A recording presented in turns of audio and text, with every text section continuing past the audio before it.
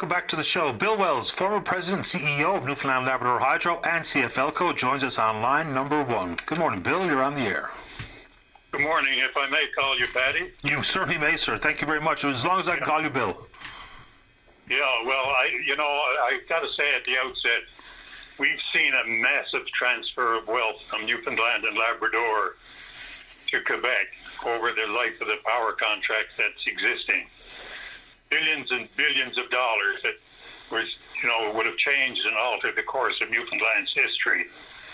And I can assure you right now, and I think I can convince you in about 10 minutes, that we are about to do the same giveaway again, and billions of dollars to the benefit of Quebec at the expense of Newfoundlanders, who are the owners of Churchill Falls.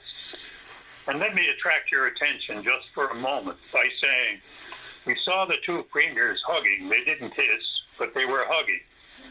And Premier Legault says Andrew has his $200 billion, and I have my $200 billion. I am happy. Where did he get the $200 billion figure he speaks of? We know that Premier Fury got his $200 billion by selling CFL's electricity to Hydro-Quebec. So what was Premier Legault getting his $200 billion from? Maple syrup he brought down? Not likely. If he did get $200 billion out of it, he must have taken it from us.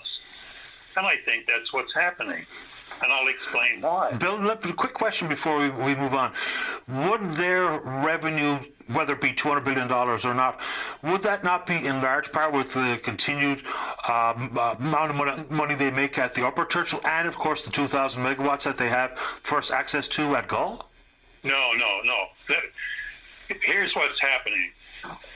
Given the size and the magnitude, what makes Churchill Falls so special is you got a huge body of water contained at very little cost, and you got a 1,000-foot drop. In comparison, Gull Island would have 300 feet drop, and Muskrat Falls is a 100-foot drop. So there's no comparison in terms of the cost. We can produce power at that plant for less than a cent a kilowatt hour. There's no other single site in the globe that can produce power at that price, and we have it. That's the treasure of the Upper Churchill. There's no magic in the river. It's just the drop and the water that's available. So every cent paid to CFL for 30 terawatt hours of energy, which is on average what Quebec Hydro takes, that's worth $300 million. Today, we're getting 0.2 of a cent. That's 1/5 of a cent. The income from the current contract is $60 million a year. If we were getting 1 cent, it would be worth $300 million a year. So let me come back to the issue of Mr. Legault. Hydro-Quebec has said that their next reasonable source of energy, Mr. Sabia said, would be 12 cents a kilowatt hour. Funny, because Gull is going to come in at about 12 cents a kilowatt hour. So if he didn't get Churchill Falls power, he's committed to pay 12 cents a kilowatt hour.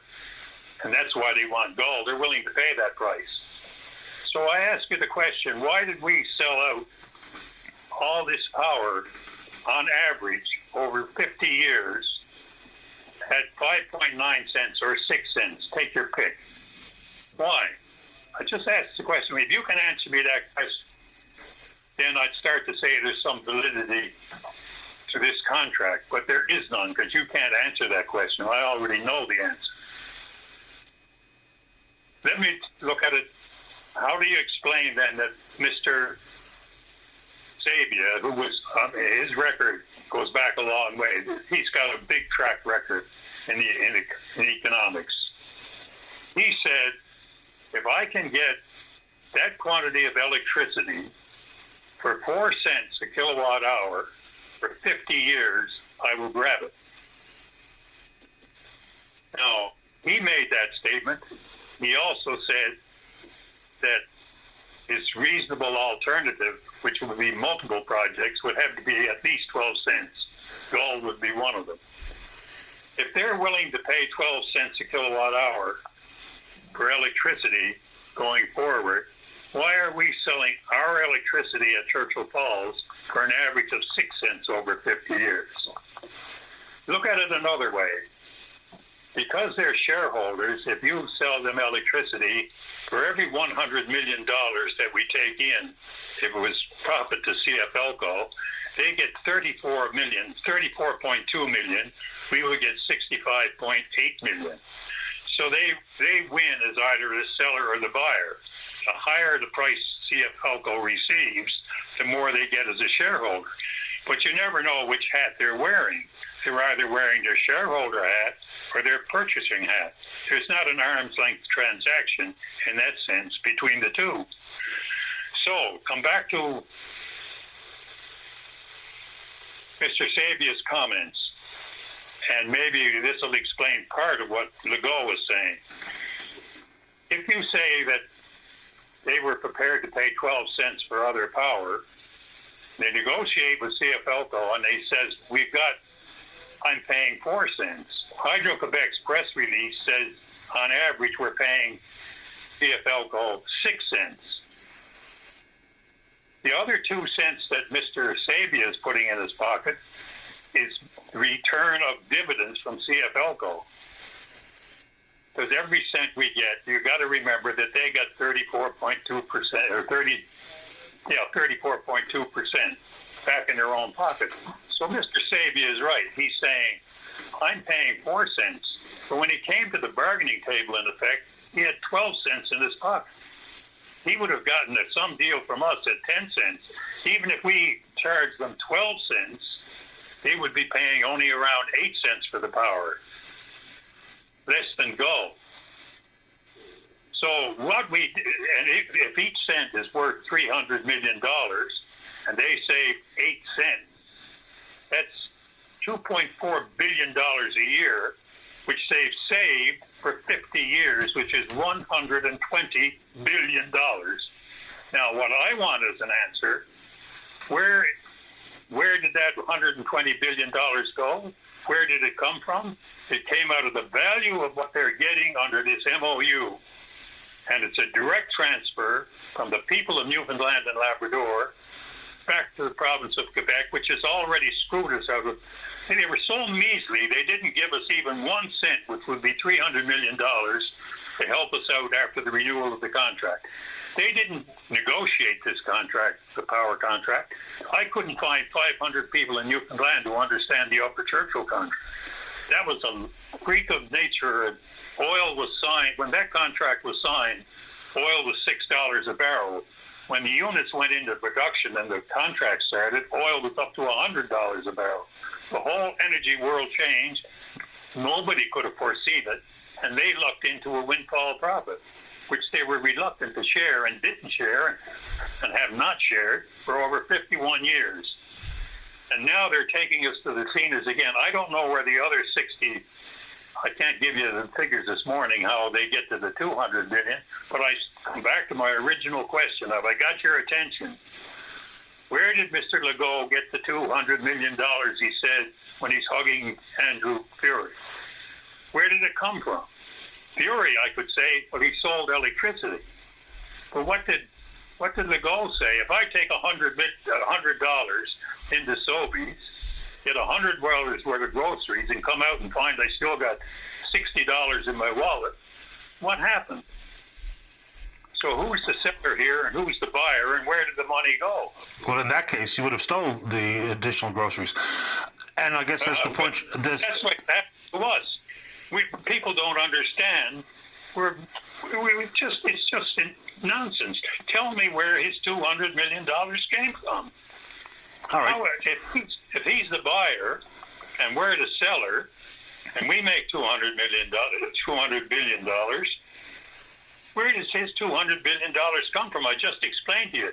They saved 8 cents a kilowatt hour on average by dealing with us, but they're still prepared to pay 12. Why do we have a plant that's fully paid for? This is export markets. We're not talking cost of service rates and paying it all. So, right on the face of it, this is a poor deal for Newfoundland. And, I would urge every member of the House of Assembly, like Mr. Lane says, I'd like the deal to be good and I'd like to sign it, but I got bitten on muskrat. And I'm telling every member of the House of Assembly, you put your name on this, you vote for it, eventually all this is going to come out, eventually. And we'll have anguish and, grief in Newfoundland in 2052. Why did we sell the thing short? Well, I can't answer the question as to how Legault comes up with the $200 billion figure, but what I will say is when watching the press conference itself, even from our premier, there was reference to $200 billion. There was then a reference to $225 billion. Then there was a reference to $250 billion, which is $250 billion. So the number kind of floated around, which jumped off the screen to me, number one. Yeah. How Legault arrives at his number, I don't know. But let's just talk a little bit more about the $120 billion, Bill. So if and when the vast majority of that monies will be generated, I guess combination, Upper Churchill, but at Gull Island. If and when they spend their money to build, assume the risk at Gull over the course of 50 years, like you saying that you have a number about what it will cost to produce at Gull, is that based on a number that you've come up with what's going to cost to build the facility and the transmission? No, Patty, I'm taking the number from them. We got the capital cost. They think that Gull is somewhere in the order of 11 cents a kilowatt hour. Right. You can ask the hydro. I mean, I think that's the number that they're looking at. And it's odd that that's the number that Michael Sabia is using. But the point is, there are other when you talk about Gull, they treat Gull Island as though it was inside the Quebec border. The financing of Gull Island is deemed, but it's like a cost of service rate. It's like Newfoundland Power people who are distributors. They talk cost of service. So that in Newfoundland terms, Beta Spare Power is, say 3 cents. Cat Arm is something more than that. Holyrood is something more than that. Granite Canal is something more than that. We average all out their cost. We don't take Beta Spare Power and sell it to people for the true value of power today, 6 or 8 or 10 or 12 cents. So in a jurisdiction, you talk cost of service. But we're building Gull, not for cost of service, but to export across the border. I'd give them Gull Island if they get out of Churchill Falls Company. As a matter of fact, if you analyze it, we'd be better off saying, fill your boots. You go build Gull Island at whatever cost you can get it for, and you're good at building things. It's going to come out about 11 cents a kilowatt hour. But from the time you go in and commission the place till 20 years after, you can't take that plant with you. We'll take it back off your hands for $1. They might buy that deal. You see, when asked yesterday, the CEO of Hydro said, why are we doing this now? And she said, well, the longer we wait, more Hydro-Quebec is going to do other things and they won't want our power. Well, just think about that. This is the cheapest power on the planet. Of course they'll want our power. All we had to do was sit by the phone in 2041 and wait for the call. Michael Sabia said every year that goes by between now and 2041, we lose our leverage with negotiating with Newfoundland and Labrador. He's right. When I heard 2 years ago, Dave Vardy called me and he said, from his perspective, they were going to start negotiations on on the renewal for 2041. And I said, Dave, this is way too early, way too early. We should wait. And Michael Sabia is proving me right. He's saying, we get the deal now, because if we wait, we got no leverage. I mean, the man is telling you what's going on here. They're not going to get, even if they didn't need it, and they're going to have to double their electricity supply, that's a year. But even if they didn't need it for their own use, they'd buy our power at these kind of prices and they'd sell it elsewhere. Now, you got to ask yourself about the other two projects. If I got the time, I don't want to be boring you completely, but the Churchill Falls expansion, the technology for generators has improved. It's like we got good generators in there. We can extract all the energy from Churchill Falls right now that you need. But there is a possibility and a good business case to be made that I change out these generators, which have been operating for 60 years, and some of them got some issues, and get new generators in that will give me each one of them a 50 megawatt increase, which is like having a new full generator at Churchill Falls. You get extra electricity, and you could sell it for a price. But at the price we're getting, would it make any sense to spend that kind of money to get the price, unless the generators were worn out? The other thing is they want us to borrow the money to do that and get a return based on a cost of service rate thing. Now, the new powerhouse is not necessary. We can get all the energy out of Churchill Falls with the existing powerhouse. We would get a little bit more, or 1/10 more, or 1/11 more, if we change out our turbines. But that's got nothing to do with negotiations. That's a business case, and we don't need to do it the way that they're talking about. The new powerhouse, they deem it to be a cost of service return. We've got to borrow the $4.8 billion in the name of CFL, paid off over some 60 years. And who gets the benefit? We're not getting any extra energy out of it. So why do they want to do it? They want capacity. A couple of quick questions, though, Bill. So, am I right to say that the Churchill Falls facility, the site itself, has been undergoing lifespan extensions over the last couple of years? I'm sorry, I didn't get you. You having? Okay. Doing what? I was told that lifespan extensions on the 11 turbines and the high voltage transmission lines that exercise has been undertaken for the last couple of years. So before we even talked about twinning the Upper Churchill, the lifespan extensions is work that's being done already, right?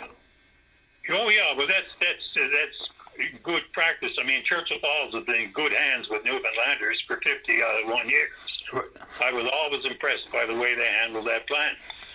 But what I'm saying is that part of this deal is expansion of, to change out the units makes sense, and you can get more electricity. But once you've done that, why would you build a plant next door? There's no extra water. So why would you even contemplate it? Why are we paying out, go on debt for billions of dollars to get another plant that won't give us any more electricity than what we can already take out? Fair enough. And also, let me tell you why. Because Hydro-Quebec wants capacity. That's to be able to take out the bursts of power on call. They control the reservoir. They control it now. They want to extend the control. And why do they want to do that? Because they're going to build a huge wind farms, and you've heard the arguments in the world about wind. You can't count on it for firm energy 30% of the time. What you need, they talk battery storage, flywheel storage, this storage. The best storage you can get is the storage and the energy in Churchill Falls reservoirs. So they want capacity, and they're going to shove it out. And there's no talk of capacity pricing. That's to be negotiated in definitive agreements. But the way they have this set up is that we would be at a deemed cost of service rate base, and a percentage spread out the cost of this over years.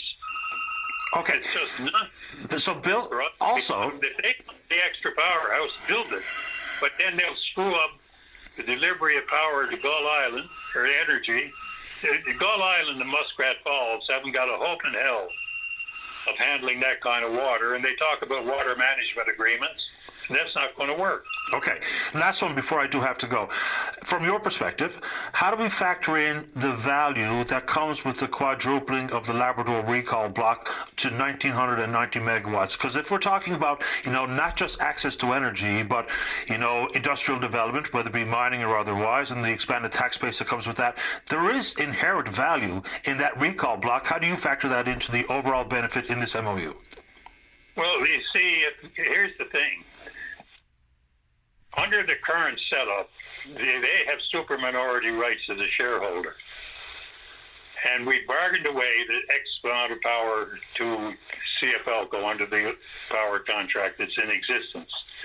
which when the Premier tore up the power contract, he was trying to say we're not stuck with the price anymore. But the power contract is in effect today, and they control the reservoir.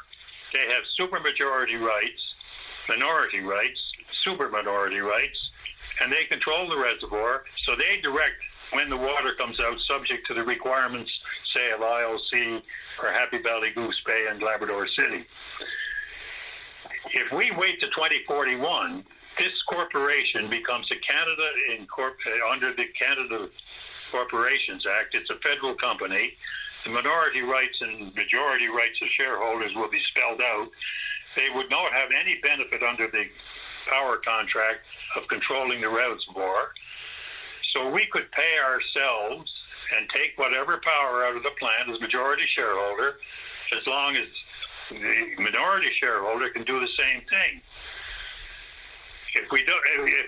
See, what worries me more than anything, once you have an MOU with Hydro-Quebec, the negotiations are only just starting. I think the president of Hydro said this was a long and protracted and difficult negotiation, tensive sometimes.